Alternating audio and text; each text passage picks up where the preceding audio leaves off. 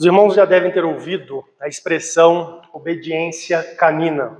Essa expressão se refere a uma descrição, uma figura da descrição de um tipo de obediência onde alguém demonstra uma lealdade, tá? Sem nenhum questionamento, uma lealdade cega a alguém, uma lealdade acrítica. E será que a Bíblia ensina e requer que os cristãos exerçam algum tipo de lealdade canina para com as autoridades superiores? Será que é esse o ensino da palavra de Deus? Será que não existe nenhuma circunstância, será que não existe nenhuma situação onde há algum tipo de conflito em que, de fato, é justo, o que é certo é que o cristão desobedeça às autoridades superiores? É isso que a gente vai olhar na Escritura essa manhã.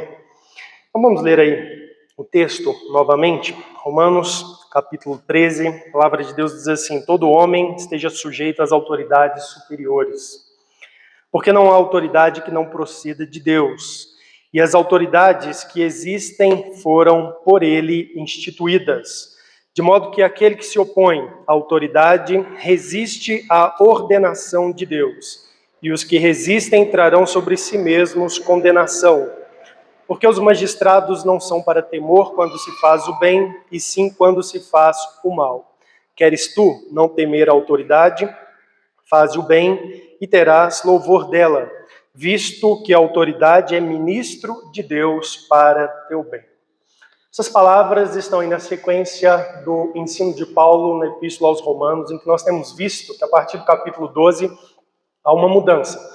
Se o foco até o capítulo 12 era explicar, conceituar o Evangelho e todas as implicações do Evangelho para a nossa santificação, para a nossa esperança cristã, para a exaltação de Deus, o louvor, a glória, a honra, da qual Deus é digno, no capítulo 12 ele começa a nos apresentar o modo pelo qual o Evangelho deve transformar, impactar a nossa vida e mudar então a nossa conduta, nos fazer viver de um modo que é agradável a Deus.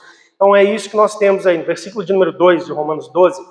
Paulo disse assim: não vos conformeis com este século, mas transformai-vos pela renovação da vossa mente, ou seja, aqueles que creram no Senhor Jesus Cristo, eles vão ter que ter uma conduta diferente da conduta deste século, do mundo, da maneira como o mundo que não serve a Cristo pensa, a forma como o mundo que não serve a Cristo se porta. E nós precisamos, então, ter uma transformação de mente, ou seja, aprender com Cristo, aprender nas Escrituras Sagradas o que nós devemos viver, como nós devemos viver, o que nós devemos ser, como nos portar. E aí ele termina o versículo dizendo: para que experimenteis qual seja a boa, agradável e perfeita vontade de Deus. Então esse é o objetivo, qual é a boa, agradável, perfeita vontade de Deus. E nós então entramos no capítulo 13 e ele começa a nos mostrar então qual é a boa, agradável e perfeita vontade de Deus no que se refere ao nosso relacionamento, nós salvos em Jesus Cristo, nós que somos cristãos, com aqueles que exercem autoridade, com as autoridades superiores, usando aí a expressão do versículo 1 no capítulo 13. E na semana passada, então, nós olhamos os versículos 1 e 2 e nós aprendemos aqui sobre a obediência civil. Nós aprendemos aí que a palavra de Deus nos mostra que nós devemos reconhecer as autoridades instituídas como legítimas. O cristão não deve ser alguém contrário à existência de autoridades. Nós devemos reconhecer as autoridades e não só reconhecer que elas existem, mas ter uma postura de submissão a elas, de obediência às autoridades. No contexto aqui de Romanos, mais especificamente, ele está falando das autoridades civis, daqueles que governam, dos magistrados. Ele vai falar na sequência do texto, à medida que nós vamos estudando, por exemplo, de honrar o rei. Então esse texto está aqui nos ensinando que nós temos que ser obedientes àqueles que nos governam, às autoridades que estão instituídas. Ele trabalha aí no versículo 1 também o motivo pelo qual nós cristãos devemos ser obedientes, exercer essa obediência civil às autoridades. Ele diz aí no versículo de número 2 assim: porque não há autoridade que não proceda de Deus, e as autoridades que existem foram por ele instituídas. Então nós olhamos aqui que Paulo nos dá um motivo duplo. O primeiro motivo é porque Deus é soberano sobre todas as coisas, inclusive sobre essa área da vida humana. É Deus quem institui as autoridades. E nós lemos textos na Escritura onde isso é muito claro. No livro de Daniel, por exemplo, Daniel testemunhou que Deus levanta reis e Deus abate reis. Então, nós vimos no testemunho de Jesus diante de Pilatos, reconhecendo que Pilatos só estava em autoridade naquela circunstância e podendo julgá-lo porque de cima havia sido concedido a Pilatos. Então, a visão bíblica é que nós devemos nos submeter, sim, às autoridades civis e exercer a devida obediência civil, porque as autoridades, elas procedem de Deus. E mesmo que nós olhemos para casos específicos e situações específicas e digamos assim, tudo bem, isso eu reconheço, mas olha, tal autoridade em meu país ou na minha cidade está agindo dessa maneira, está envolvida em corrupção, está agindo com injustiça, está agindo em proveito próprio. A essa autoridade que existe, nesse caso, no meu caso, essa eu não devo obedecer, não devo me submeter. Não. O apóstolo Paulo disse aí no texto ainda assim, versículo 1, e as autoridades que existem foram por eles instituídas, ou seja, mesmo as autoridades de agora, do momento, as quais você pode até levantar algum tipo de questionamento ou apontar algum tipo de falta, mas a atitude que é exigida do cristão é a de obediência civil. Mesmo as autoridades que existem, que agora existem, foram por ele instituídas. Quando a gente então observa essa instrução aqui na Escritura, a gente então precisa reconhecer, irmãos, que de fato o cristão é chamado para ser um cidadão exemplar na sociedade. Em resumo, é isso aqui que você deveria entender. Se você é crente em Jesus Cristo, se você rendeu sua vida a Cristo, arrependeu-se de seus pecados, creu no Evangelho, quer viver nesse mundo para a glória de Deus, pois bem, as autoridades, elas são ministros de Deus nesse mundo.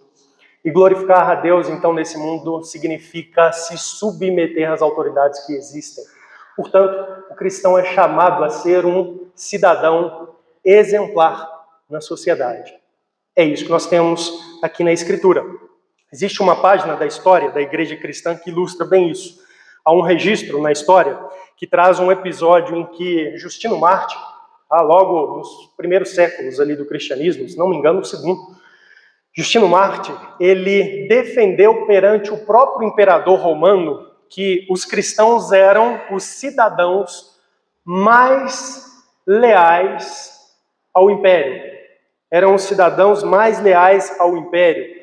Por quê? Porque os cristãos estavam sob a ordem do rei Jesus Cristo, que os ordenou honrar o imperador. Curioso isso, não é?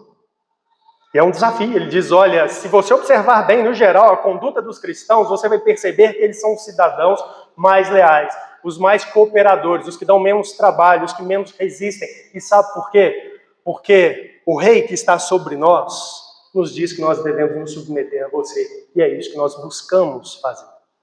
Os cristãos, eles devem ser cidadãos exemplares na sociedade.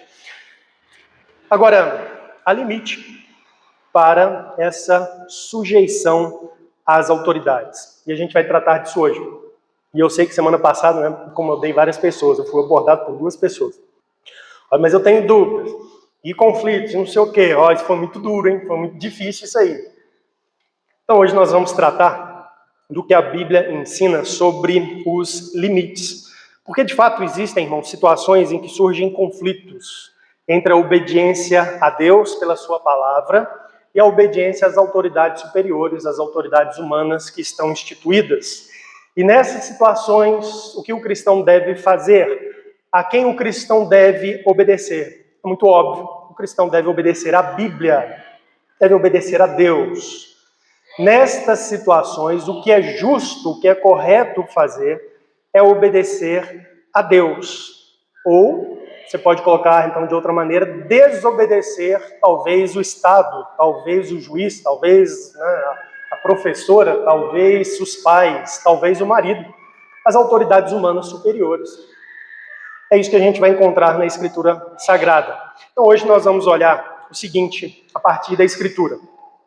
Resistência justa ou desobediência civil. Nós vamos ver que existe um espaço e um ensino sobre isso na Escritura. Nós vamos olhar, então, exemplos bíblicos disso e vamos pensar um pouco sobre como reagir à tirania que existe no mundo, que é uma coisa frequente no mundo. E vamos aprender também que as autoridades, elas são instrumentos na mão de Deus para o nosso bem, e às vezes esse bem envolve disciplina. Eu acho que isso é importante para a gente entender como lidar com esse assunto, tá? Então vamos lá. Vamos pensar então sobre resistência justa ou desobediência civil. É preciso, irmãos, reconhecer dois princípios bíblicos aqui que estão embutidos nesse texto que Paulo nos apresenta aqui, quando ele nos instrui em Romanos capítulo 13. Dois princípios básicos, que se você entendê-los, eles vão servir de uma base e de um norte, de um rumo, para que você possa pensar e compreender situações diversas na sua vida em que talvez você seja incomodado e pense, será que eu devo obedecer tal lei? Será que eu devo me sujeitar a tal autoridade? Então existem dois princípios aqui que vão nos ajudar a nos posicionar, né, sobre esses assuntos. O primeiro está no versículo 1, por isso eu quero que você volte a Romanos 3, versículo 1, diz assim: todo homem esteja sujeito às autoridades superiores, porque não há autoridade que não proceda de Deus. Esse texto aqui está nos dizendo que as autoridades superiores, ou seja, as autoridades humanas que estão sobre nós, e pensando aqui de uma forma ainda mais direta no ensino de Paulo, pensando no rei, no governo, no Estado, estas autoridades, a Bíblia diz que elas procedem de Deus. O que isso significa? Significa que essas autoridades, elas estão acima de nós, mas elas estão abaixo de Deus. Elas procedem de Deus. Elas estão, então, sobre o serviço de Deus. Elas deveriam servir a Deus.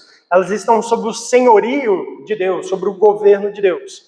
E isso traz para a gente um princípio importante.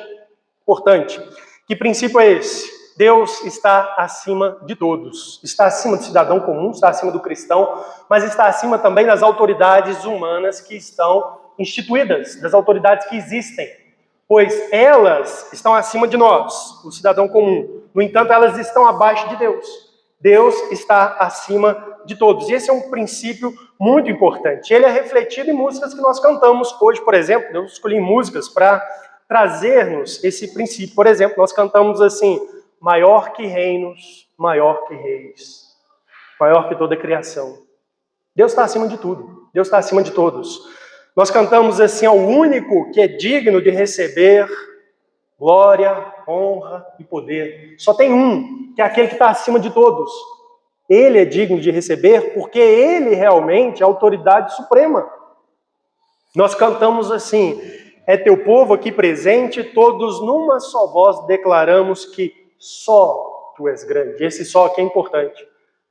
Não é declaramos que tu és grande como outras coisas, como outras autoridades, como o Estado. Não. Um cristão bíblico, ele não reconhece o Estado como grande perante Deus, equivalente a Deus, muito menos acima de Deus. Mas Deus é grande, só tu és grande. Deus é autoridade, Deus está acima de todos.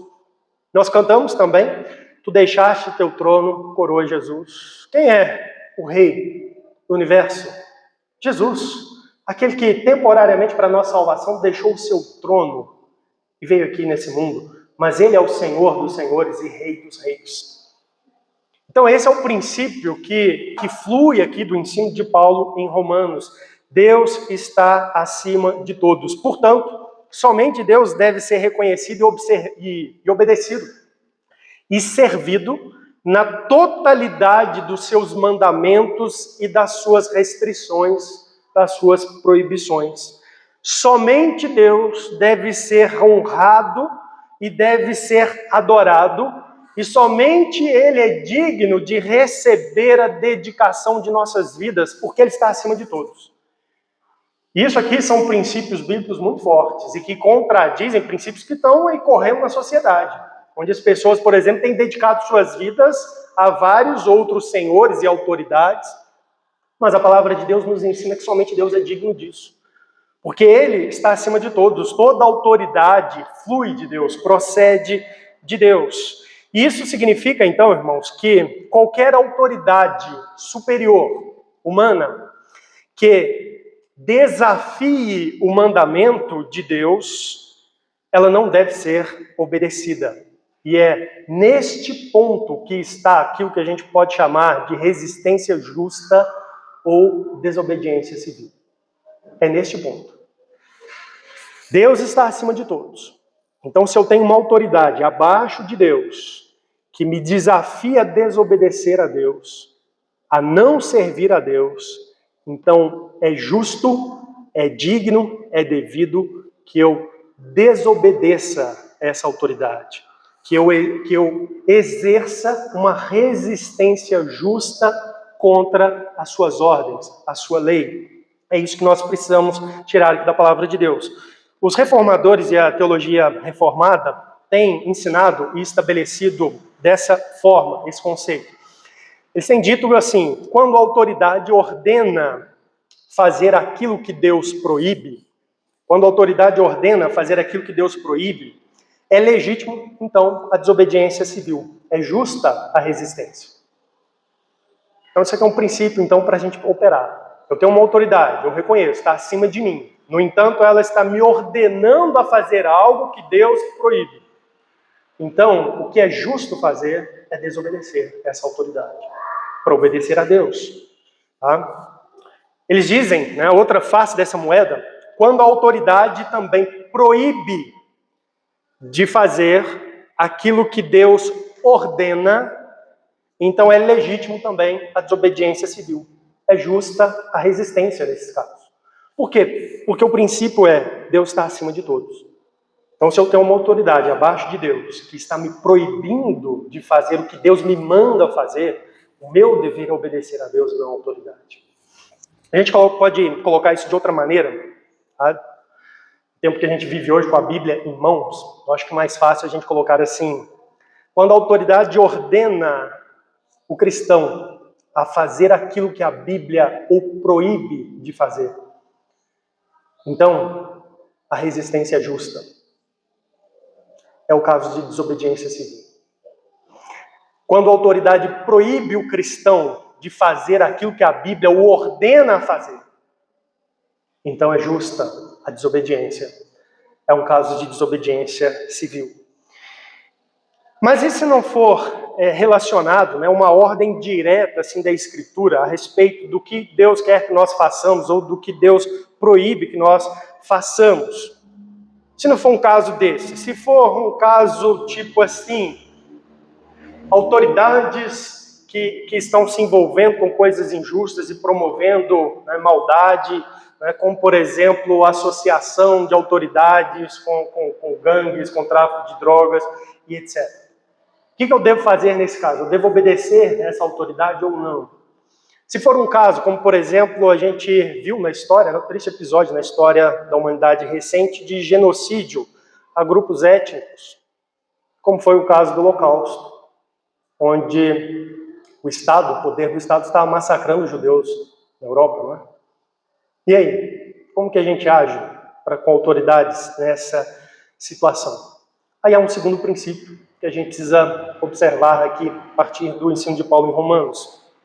Olha comigo versículo 3 e 4. A palavra de Deus traz assim: porque os magistrados não são para temor quando se faz o bem, sim quando se faz o mal. Queres tu não temer a autoridade? Faze o bem e terás o louvor dela, visto que a autoridade é ministro de Deus para teu bem. O que o apóstolo Paulo está nos falando da função divina, né, das autoridades, ou seja, do propósito pelo qual Deus institui autoridades civis aqui nesse mundo.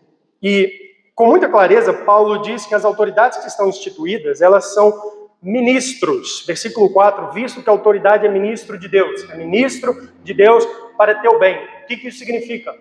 Significa que quando Deus ordenou a humanidade e instituiu com legitimidade pessoas exercendo autoridade sobre outras, ele o fez para que o exercício dessa autoridade fosse um serviço em nome de Deus para o bem das pessoas, para promover o bem da sociedade e não para promover o mal.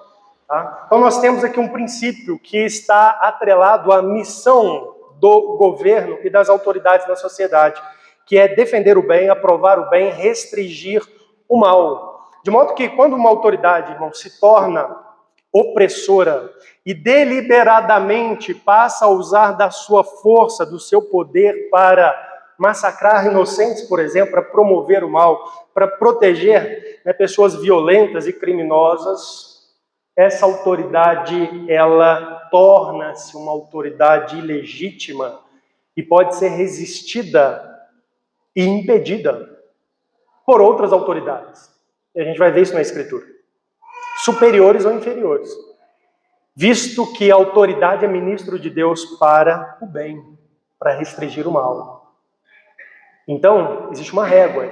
Se a autoridade deixa de exercer o seu papel básico, nós entramos numa circunstância onde é legítimo a resistência, a desobediência e até mesmo a busca por uma mudança das autoridades. Então a gente tem como princípio, se uma autoridade torna-se ilegítima, contrariando o seu propósito dado por Deus, ela está deixando de atuar como agente de Deus para o bem das pessoas. Ela está se entregando deliberadamente à maldade, torna-se ilegítima e pode ser resistida. Pode ser resistida. Agora, você precisa compreender que isso aqui não é uma análise muito simples e rasa de ser feita. Porque a verdade é que em muitos governos onde há tirania, nós ainda temos uma realidade de legitimidade das autoridades como um elemento organizador e ordenador para a manutenção da ordem social geral. Existem casos onde as autoridades elas estão basicamente atuando como ministros de Deus para o bem da sociedade, mas com um indivíduo ou um grupo, uma coisa, ela está agindo de maneira tirânica. Nós não estamos falando disso aqui, nós estamos falando em um sistema onde a coisa degenerou completamente para o mal. E aquilo se torna, então, ilegítimo.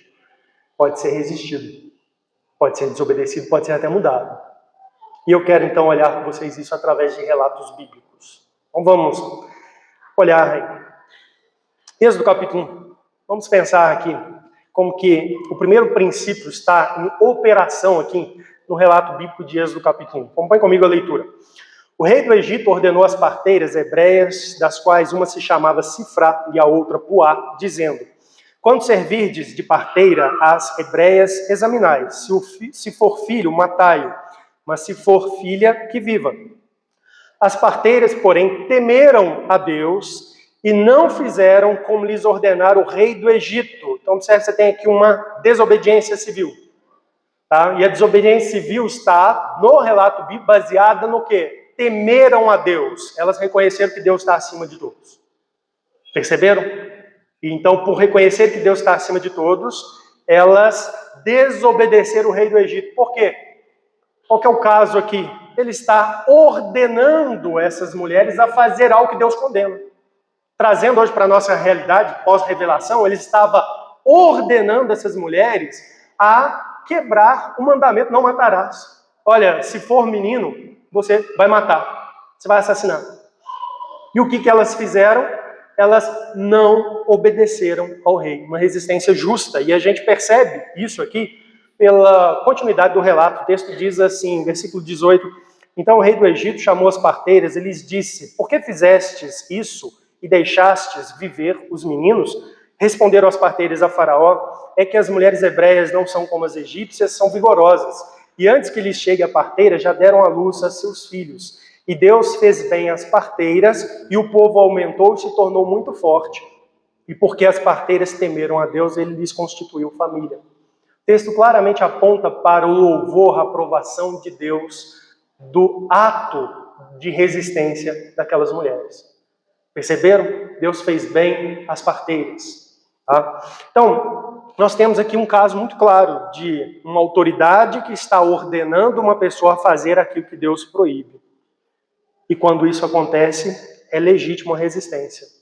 A desobediência civil é o dever moral a ser feito.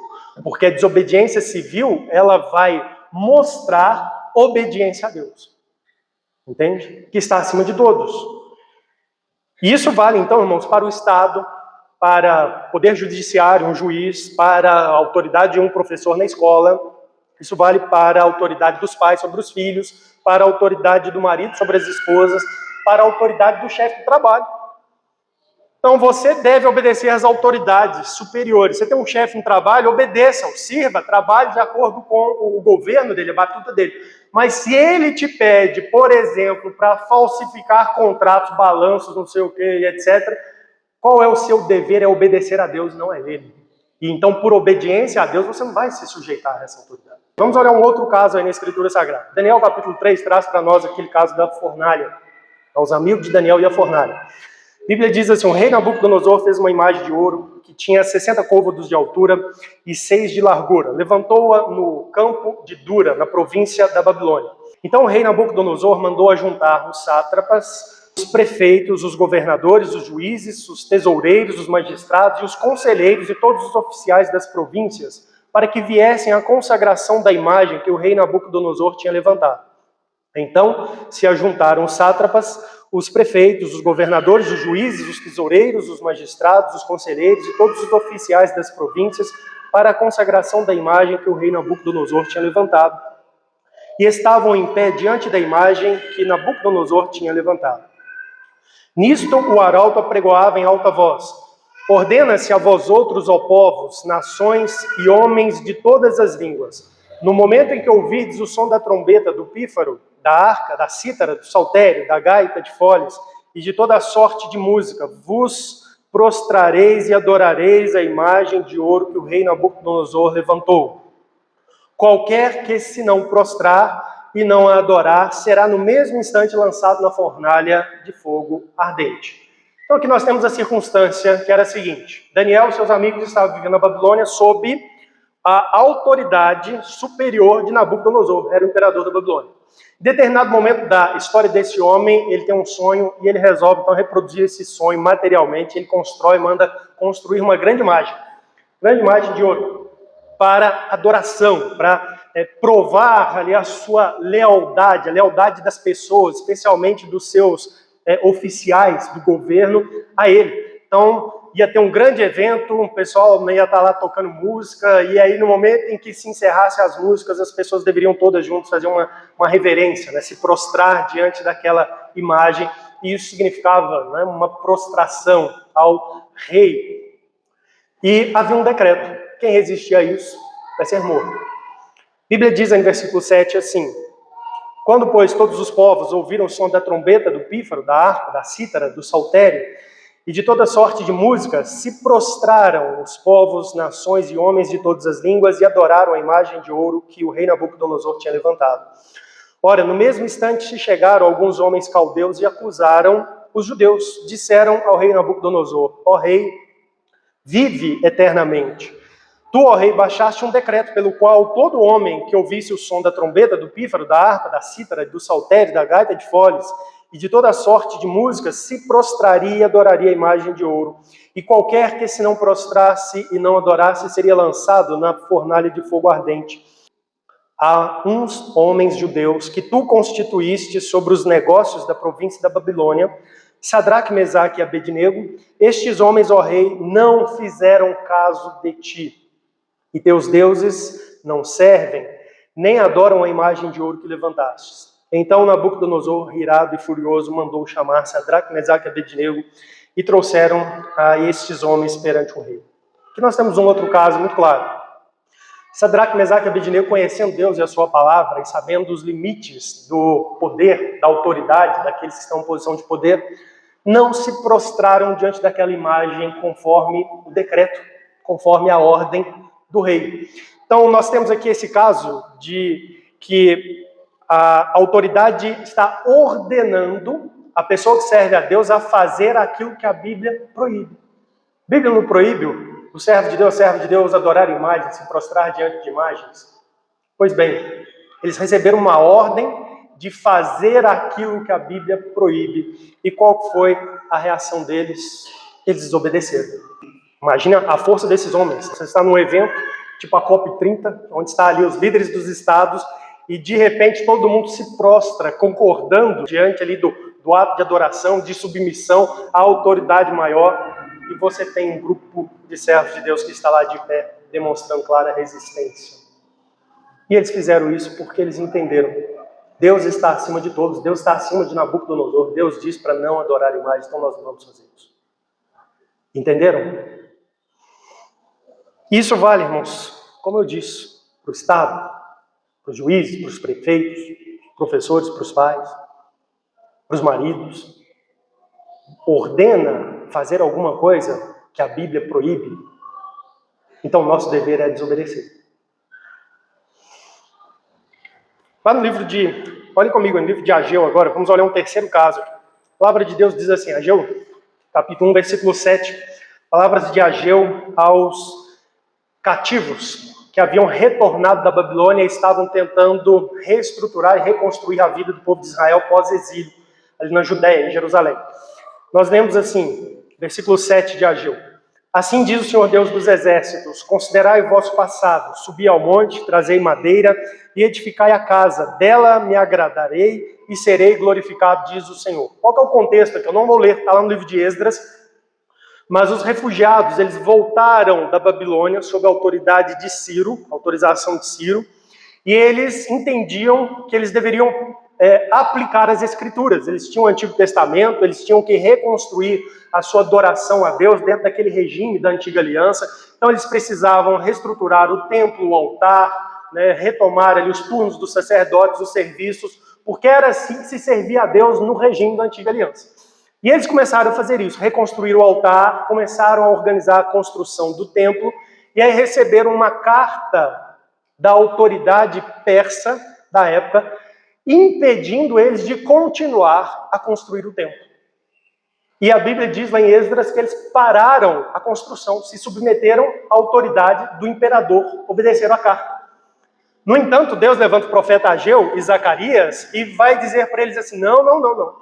Eu quero que vocês subam o monte, vocês cortem madeira, arrumem os materiais e construam a casa. Vocês não vão obedecer isso aí.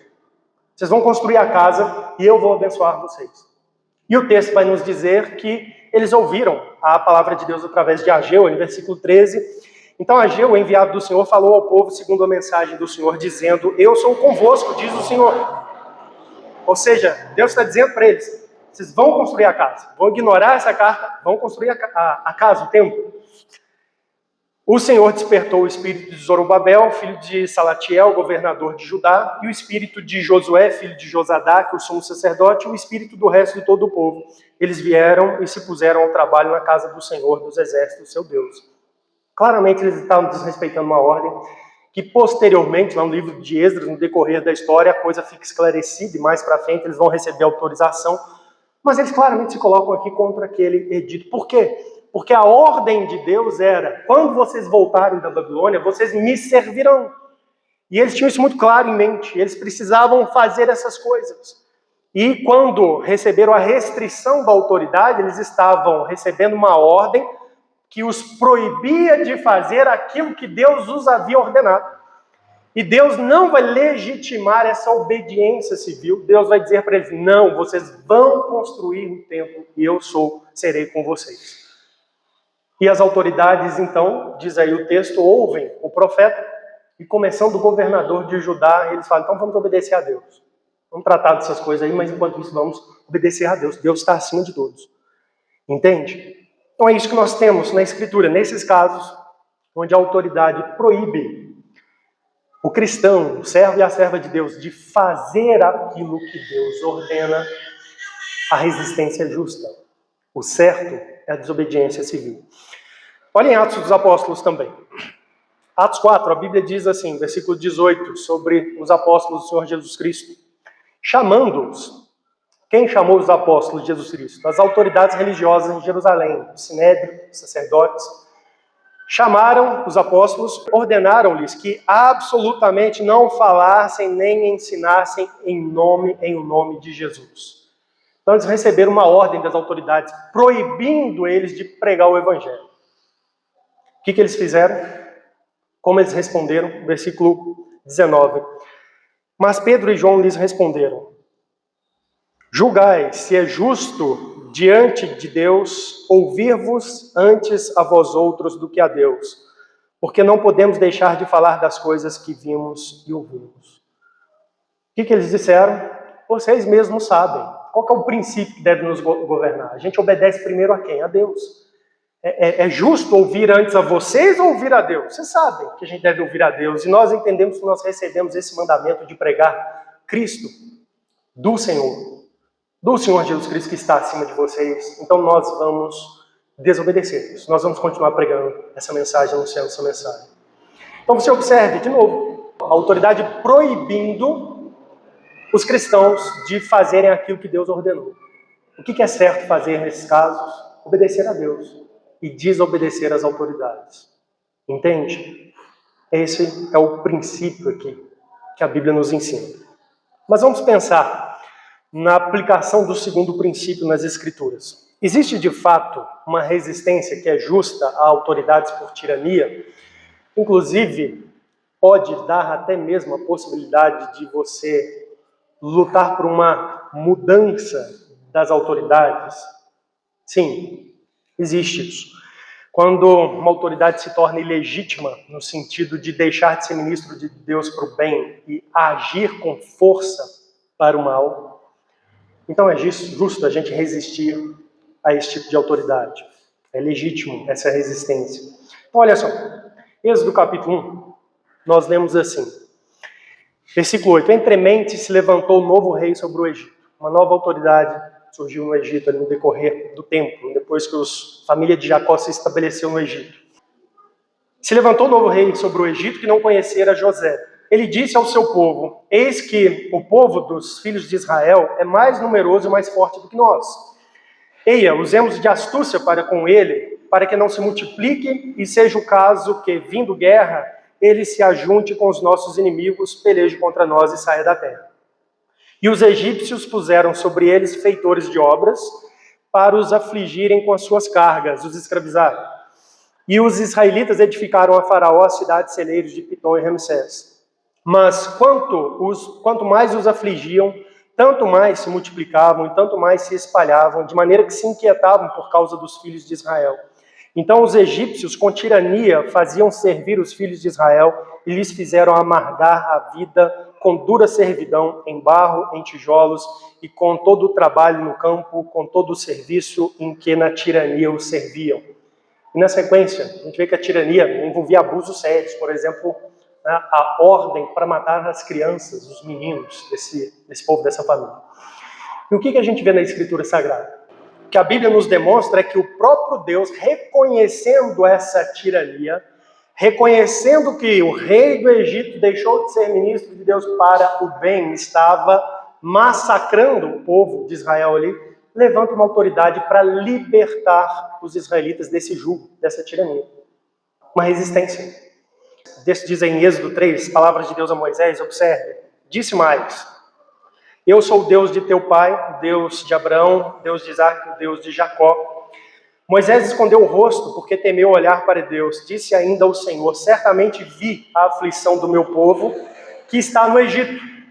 Por isso desci a fim de livrá-lo da mão dos egípcios e para fazê-lo subir daquela terra a uma terra boa e ampla, terra que mana leite e mel, o lugar do cananeu, do eteu, do amorreu, do frezeu, do eveu e do jebuseu.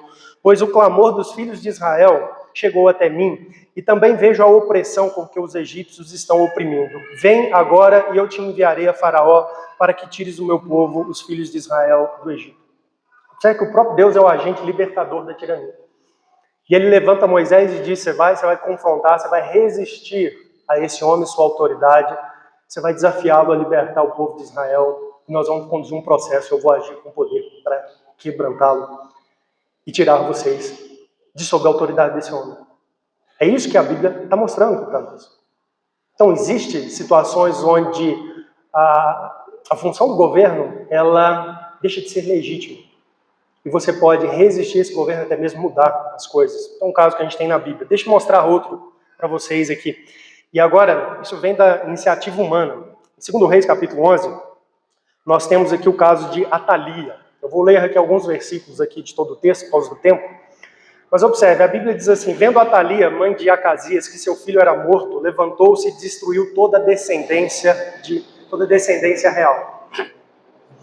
A mulher era mãe de um dos reis ali em Israel, Acasias, e o rei morreu. E o que ela faz, né, nesse vácuo breve de poder, né, os seus filhos, seus descendentes eram pequenos, o que ela faz? Ela usurpa para si o trono, a autoridade, através do assassinato dos descendentes, de todos aqueles que poderiam ser colocados na linha de descendência de Acasias. Tá? E o texto diz, no versículo 2, logo no versículo 2, traz para a gente uma resistência justa, uma desobediência civil. Diz assim: mas Jeoseba, filha do rei Jorão, irmã de Acasias, tomou Joás, filho de Acasias, ele era um bebezinho, e o furtou dentre os filhos do rei, aos quais matavam, e pôs ele e sua ama numa câmara interior, e assim o esconderam de Atalia, e não foi morto. Essa mulher resiste àquela pessoa que está se levantando contra né, o rei, contra o poder, e usurpando a autoridade, e ela esconde o seu sobrinho que é bebezinho ainda. E ele vai ficar escondido por 7 anos. 7 anos de resistência justa a essa tirania aqui dessa mulher. Tá? E o texto vai dizer mais embaixo, assim, versículo de número 4. No 7º ano, mandou Joiada chamar os capitães dos cários e da guarda, e os fez entrar à sua presença na casa do Senhor. Fez com eles aliança e ajuramentou-os na casa do Senhor, lhes mostrou o filho do rei.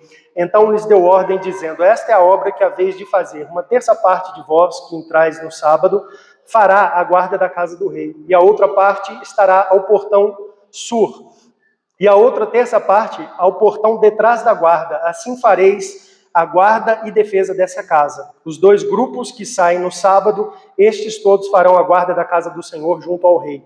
Rodeareis o rei, cada um de armas na mão, qualquer que pretenda penetrar nas fileiras seja morto.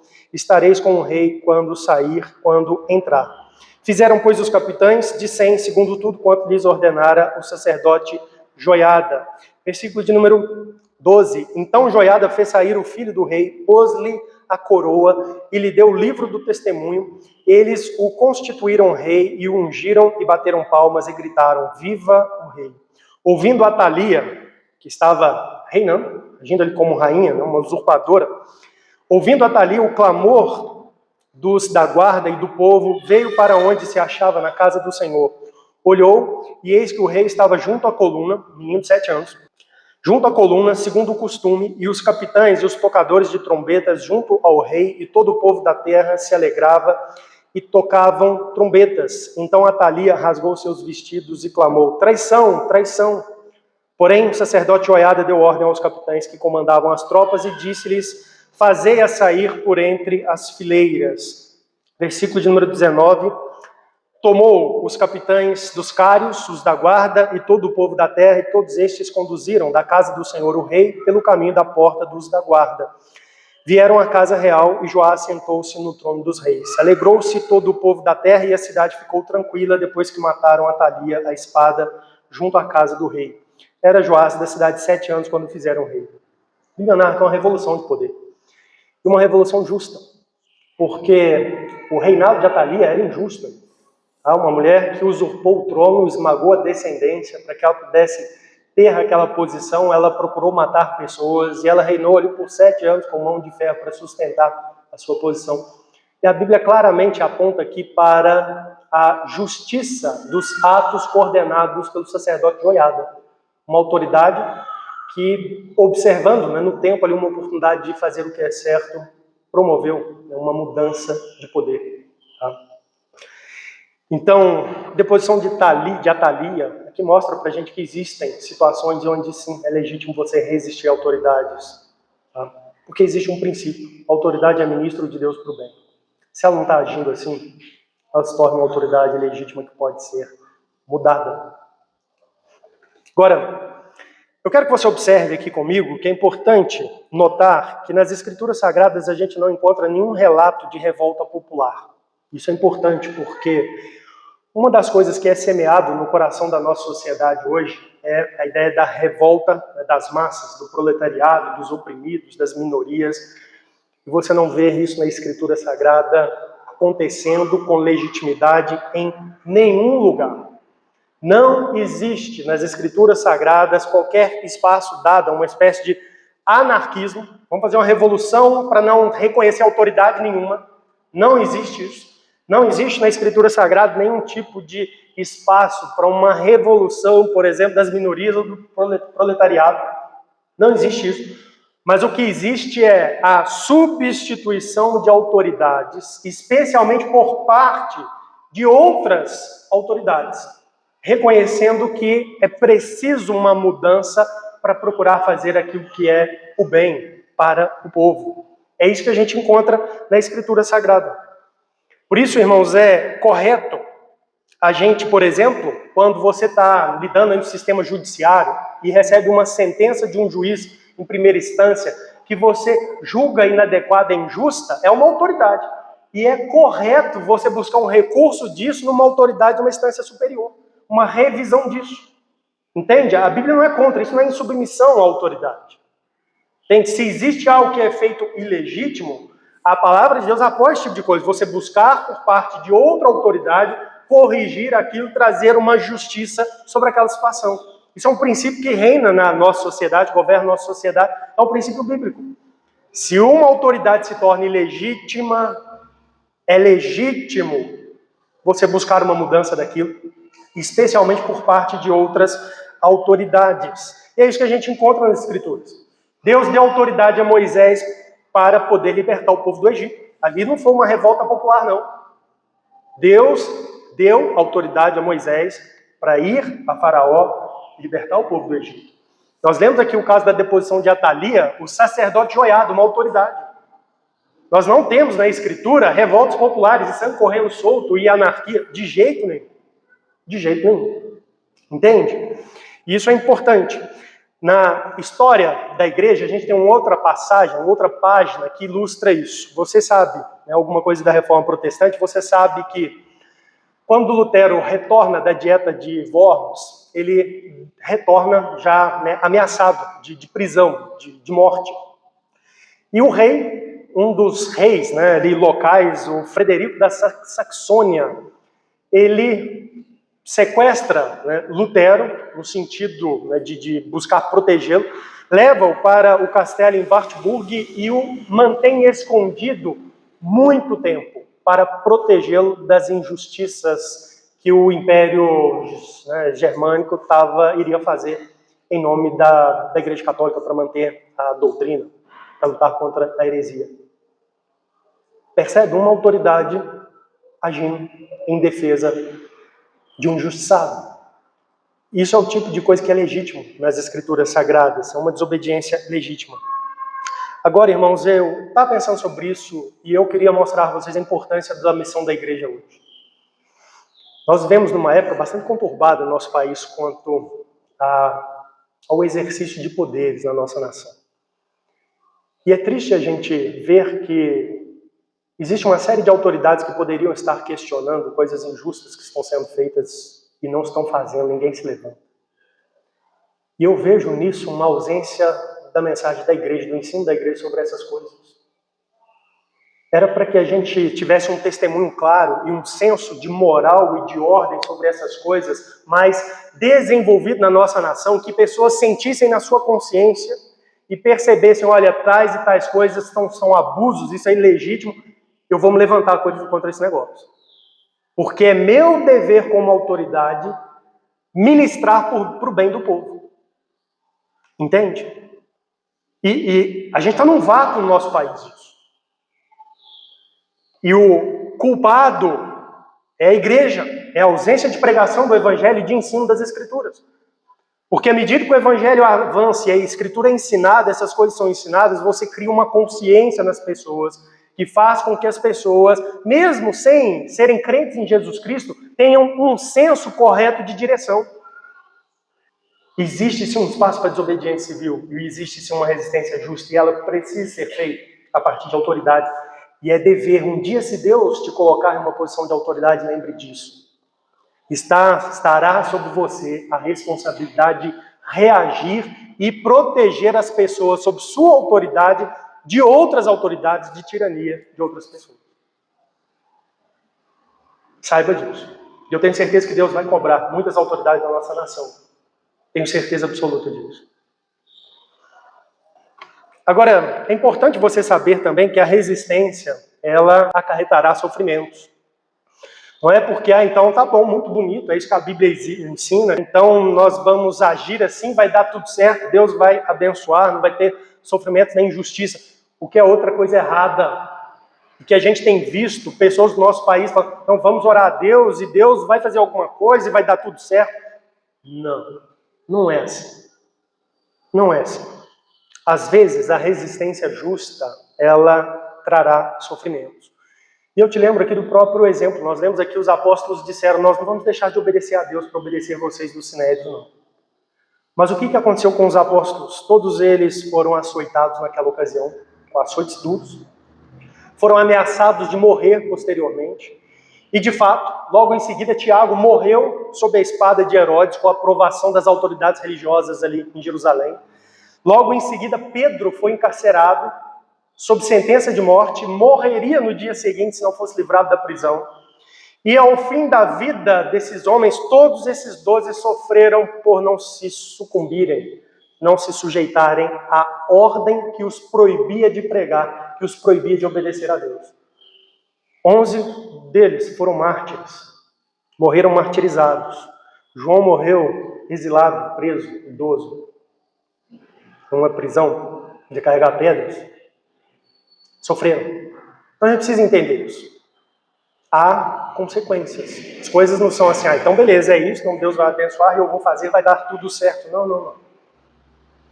Você não pode ser ingênuo assim. O que você precisa entender é que a sua consciência deve estar cativa a Deus e a sua palavra. E mesmo que doa, mesmo que sofra, mesmo que traga a morte, você fez o que é justo, o que é certo diante de Deus. É isso que importa. E a gente precisa ter prontidão para sofrer nisso. Eu vou ler aqui o final do texto lá de Daniel, versos 14 em diante, as palavras dos amigos de Daniel a Nabucodonosor, versículo número 16.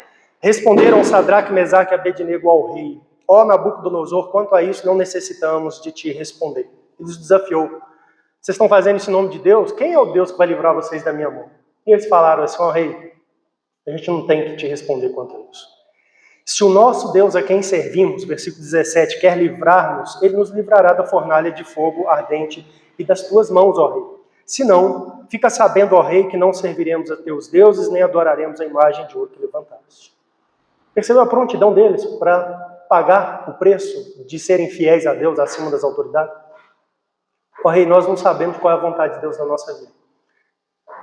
Não sei se ele vai livrar a gente da fornalha, ele tem poder para fazer isso, mas eu não sei se é a vontade dele. O ponto é, nós estamos dispostos a ser fiéis a ele, mesmo que isso custe a nossa vida. E a gente precisa entender isso. Ser cristão nesse mundo, irmãos, é sim ser bom cidadão, mas é, às vezes, se levantar contra o mal e pagar preço. E sofrer por isso, por sermos fiéis a Deus. E a tirania, em situações onde, então, pessoas, autoridades usam do seu poder para perseguir, para fazer o mal a indivíduos, para trazer opressão, violência e abusos. O que a gente aprende com a Escritura Sagrada? Como que a gente lida com isso? A gente tem alguns exemplos na Escritura. Uma das coisas que a gente pode fazer como indivíduo, se você não tem uma autoridade para lidar com essa situação e tal, mas uma das situações que a Bíblia demonstra várias vezes é a fuga. A fuga. Ninguém é obrigado a se sujeitar a uma tirania de bom grado. A Bíblia fala de fuga. Nós temos aí em 1 Samuel 22, eu não vou ler por causa do tempo, depois você pode ler. Mas o exemplo de Davi, quando Saul tornou-se um tirano contra Davi, Davi não se levantou contra Saul, disse assim, todo o governo de Saul não é mais legítimo. Não. Por quê?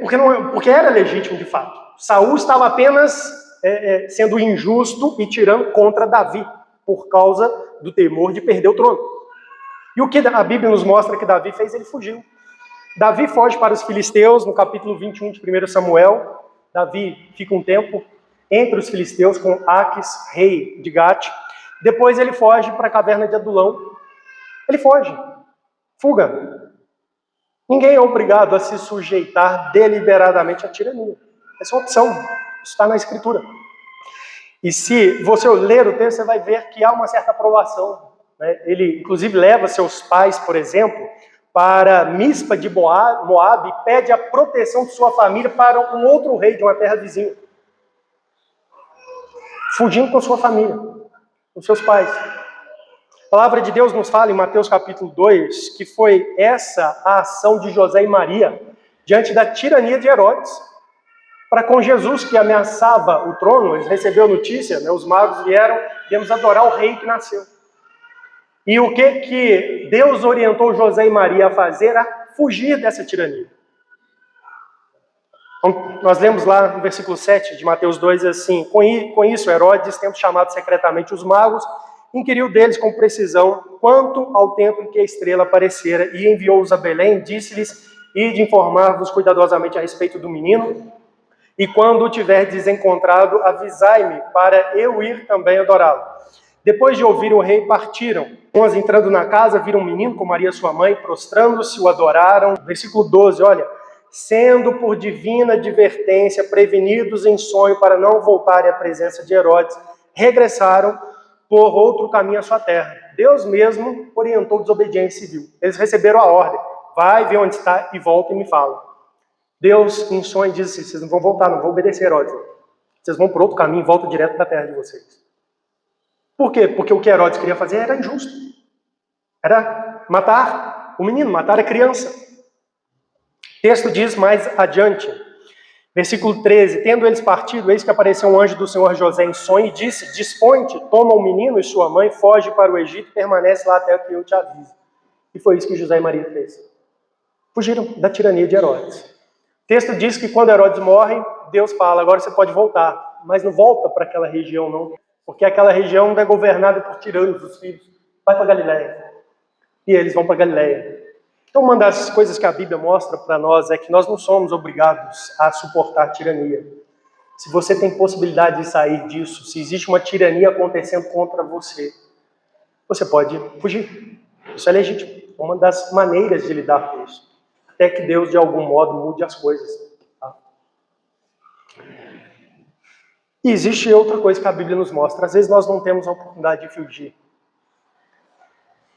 Então nós devemos sofrer com paciência. Não é isso que aconteceu com Jeremias? Jeremias sofreu na mão de tirano, foi lançado no poço. Jeremias não saiu pregando uma revolta contra o rei de Israel. Ele sofreu com paciência. Entregou-se ao Senhor. O Senhor Jesus Cristo sofreu na mão de tirania. E o seu propósito era morrer naquela cruz. Ele se entregou com paciência às mãos de tiranos. E Pedro vai nos lembrar que existe essa realidade, às vezes, na senda do cristão. 1 Pedro 2, Pedro diz assim: tratai todos com honra, amai os irmãos, temei a Deus, honrai o rei. Servos, sede submissos, com todo o temor ao vosso Senhor, não somente se for bom e concordato, mas também ao perverso. Se o cara é injusto, a autoridade dele é ilegítima. Não. Você vai ser submisso à autoridade, mesmo que ela seja perversa. Porque isso é grato que alguém suporte tristezas.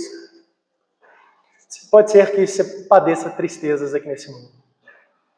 Isso é uma coisa que a gente precisa aprender. Nós estamos sendo ensinados a buscar uma vida só de felicidade aqui nesse mundo. Mas a palavra de Deus diz assim, observe. Porque isso é grato que alguém suporte tristezas sofrendo injustamente por motivo de sua consciência para com Deus. Às vezes nós somos perseguidos e sofremos injustamente, porque nós não nos submetemos a autoridades ilegítimas, a ordens ilegítimas, porque temos uma consciência para com Deus. Ele é acima de todos. E aí, versículo 20, ele diz: por que glória há se pecando e sendo bofeteados, por isso suportais com paciência? Se, entretanto, quando praticais o bem, sois igualmente afligidos e o suportais com paciência, isso é grato a Deus. Eu lembro aqui de Davi. Davi não se levantou contra Saul, Davi apoiou Saul, e o que ele ganhou em resposta? Praticando bem, perseguição, aflição, ameaças. E Deus abençoou a vida de Davi, nessa sua atitude de sofrer com paciência e esperar pela ação de Deus. Percebe? Então existe essa realidade. Agora eu quero te consolar também. A Bíblia nos consola. Os poderosos caem. E essa é uma coisa impressionante. Eu estava recentemente na quarta-feira acompanhando aqui os estudos do Marcelo e do Felipe, e eu percebi isso. Consolo.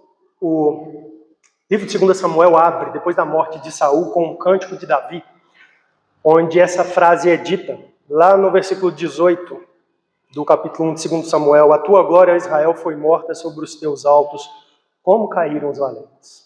E ele se referindo à morte de Saul, seus filhos. Como caíram os valentes. Isso é repetido lá no 25. Como caíram os valentes no meio da peleja. 27. Como caíram os valentes e pereceram as armas de guerra.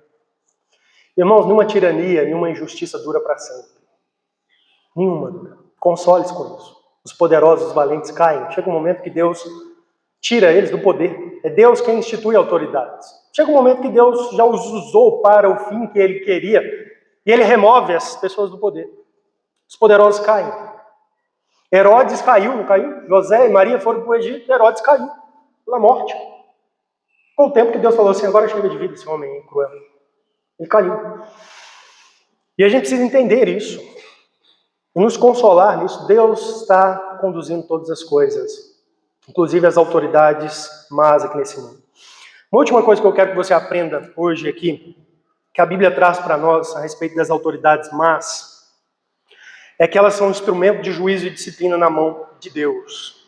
E eu quero que você aprenda isso, porque muitas vezes nós precisamos exercitar paciência e entender que sim, vivemos sob autoridades más, mas porque há um juízo acontecendo. Deus tem um propósito nisso.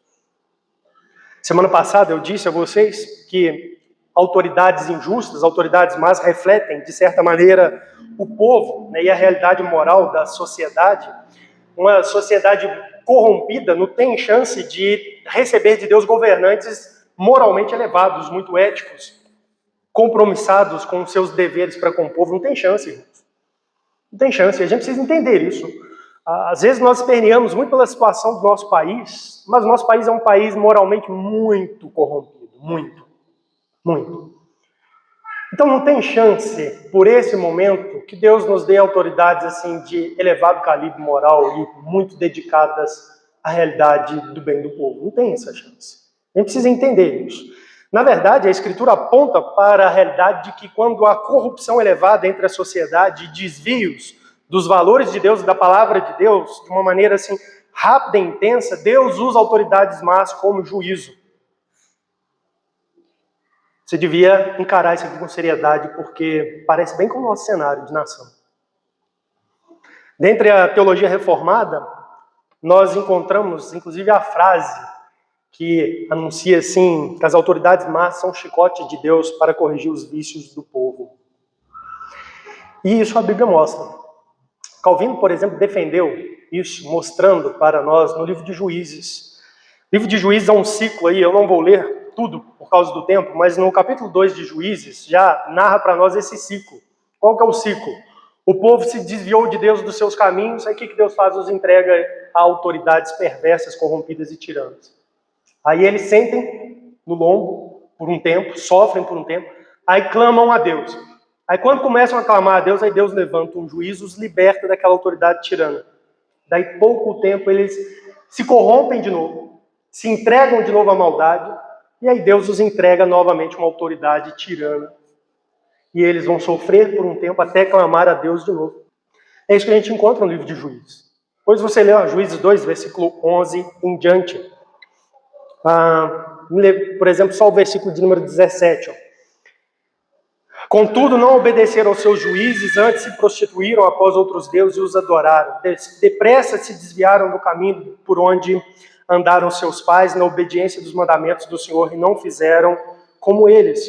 Quando o Senhor lhes suscitava juízes, o Senhor era com o juiz e os livrava da mão de seus inimigos todos os dias daquele juiz, porquanto o Senhor se compadecia deles ante os seus gemidos por causa dos que os apertavam e oprimiam. Sucedia, porém, que falecendo o juiz, reincidiam e se tornavam piores que seus pais, seguindo após outros deuses. Versículo 20, pelo que a ira do Senhor se acendeu contra Israel. 21, também eu não expulsarei mais de diante dele nenhuma das nações de Josué, que Josué deixou quando morreu. Então você vê aqui esse ciclo acontecendo. Eles desviam-se do Senhor, Deus os entrega a autoridades más. Eles clamam, Deus os livra. Aí passa um tempo, eles se entregam de novo à maldade e corrupção, Deus os entrega a autoridades más de novo. Deus usa as autoridades más, de fato, como vara de disciplina. E a Bíblia vai mostrar isso em vários textos. Por exemplo, o profeta Isaías fala da Assíria, no tempo antigo, com essas palavras. Isaías 10. Ai da Assíria, cetro da minha ira, ou seja, é um instrumento do meu juízo. É isso que é o Império Assírio na história. Para Deus, é um instrumento do juízo de Deus. A vara em sua mão é o instrumento do meu furor. Por que Deus permitiu que os assírios, com tanta maldade e crueldade, marchassem sobre nações e povos, conquistassem, oprimissem, fizessem o mal? Porque eles eram o instrumento do furor de Deus. Sabe esse pessoal que sofreu com os assírios? Era gente moralmente, assim, muito corrompida, longe de Deus, dos caminhos de Deus. E Deus falou assim, eu vou usar esse povo para trazer juízo sobre essas nações. É instrumento do meu furor. O texto diz mais. Envio contra uma nação ímpia e contra o povo da minha indignação lhe dou ordens para que dele roube a presa e lhe tome o despojo e o ponha para ser pisado aos pés como a lama das ruas. Ela, porém, assim não pensa, o seu coração não entende assim, antes intenta consigo mesma destruir, desarraigar não poucas nações, porque diz, não são meus príncipes, todos eles reis? O que o profeta está dizendo? Os assírios não tinham noção de que Deus estava usando eles como instrumento. Para eles era apenas um império em ascensão, ganhando poder sobre a terra, dominando reis, massacrando pessoas e cobrando impostos e tributos e se enriquecendo, se fortalecendo.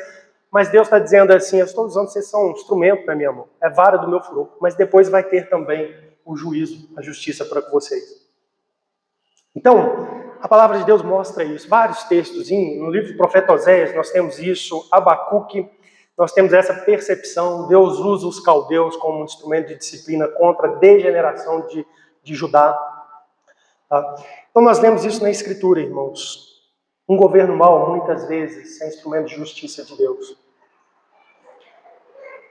E, irmãos, isso nos faz pensar. Às vezes nós queremos soluções para a nossa nação e a maldade é vista por parte das pessoas que estão nas esferas de autoridade, a justiça, a moralidade, a ética, nós queremos essas coisas. Mas, irmãos, a verdade é que a médio e longo prazo, a única solução está com a igreja e a pregação do Evangelho. Que é o instrumento pelo qual corações podem ser quebrantados e arrependimento ser gerado. E então, o estado geral da nação melhorar. E então, Deus pode, com certeza, nos abençoar com governantes melhores. Não precisa nos corrigir e fustigar governantes maus. A igreja precisa pregar o Evangelho. O mundo melhorou, saiu de um estado de tirania à medida que o Evangelho avançou e influenciou o mundo. Se você estudar a história da humanidade, você vai perceber isso. Agora, a distância do Evangelho leva as pessoas à corrupção, à degeneração. E nesses casos, é onde a gente vê se levantando tiranos. E Deus usa essas pessoas como instrumento de correção. Agora, pensando não só na nação, mas encerrando aqui, pensando em nós como povo de Deus, Deus usa também esses sofrimentos para tirar nossos olhos desse mundo. Isso é uma coisa que nós precisamos. Quando as coisas estão indo muito bem aqui nesse mundo, nós cristãos somos mais fortemente tentados a viver a vida olhando só para as realidades materiais, pensando no trabalho, na estabilidade, na viagem que eu vou fazer, nos aniversários, nas festas, no fim de ano, não sei o quê. Mas quando Deus concede que passemos por pressões e sofrimento, nós tiramos os olhos desse mundo. Nós olhamos para Ele. Olhamos para as coisas eternas, para as coisas espirituais. O apóstolo Paulo, 2 Coríntios, disse assim, versículo 8, porque não quero, irmãos, que ignoreis a natureza da tribulação que nos sobreveio na Ásia, porquanto foi acima de nossas forças, a ponto de desesperarmos até da própria vida. Contudo, já em nós mesmos tivemos a sentença de morte, para que não confiemos em nós, e sim no Deus que ressuscita os mortos. A gente precisa de confiar no Deus que ressuscita os mortos o tempo todo, e não em nós mesmos. Muitas vezes nós estamos confiando em nós, no que nós podemos fazer, em como nós podemos votar, em como tais pessoas podem agir. Às vezes Deus nos deixa sofrer, para a gente tirar os olhos de nós mesmos e das pessoas, e confiar só nele. 2 Coríntios 4, Paulo diz assim, versículo 17, porque a nossa leve e momentânea tribulação produz para nós eterno peso de glória, acima de toda comparação, não atentando nós nas coisas que se veem, mas nas que se não veem, porque as que se veem são temporais e as que não se veem são eternas. Às vezes, o sofrimento que nós passamos aqui nesse mundo, ele tem como propósito fazer com que a gente olhe para as coisas eternas. Para a gente pensar e perceber que as coisas eternas são muito maiores e superiores do que as coisas desse mundo. Então, às vezes nós queremos uma vida muito fácil, muito refresco aqui, mas não vai ser a maneira que Deus vai conduzir o nosso viver aqui.